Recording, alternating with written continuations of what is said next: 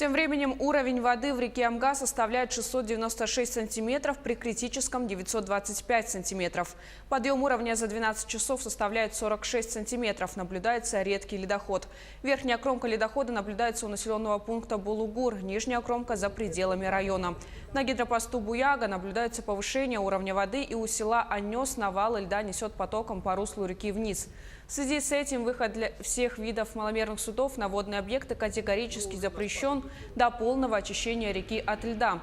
Охотникам и рыбакам рекомендуется принять все меры предосторожности. Комиссии по чрезвычайным ситуациям ежедневно проводится мониторинг гидрологической обстановки по реке Амга, ведется информирование граждан по социальным сетям. Ледоход в этом году нормально проходит.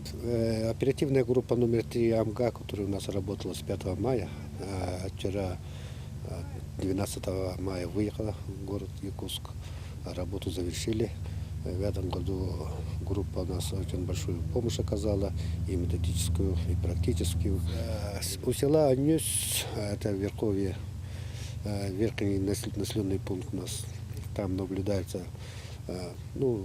навалы льда, которые там оставались на берегу, несет вниз, собирает, так как гидропост Буяга наблюдается подъем воды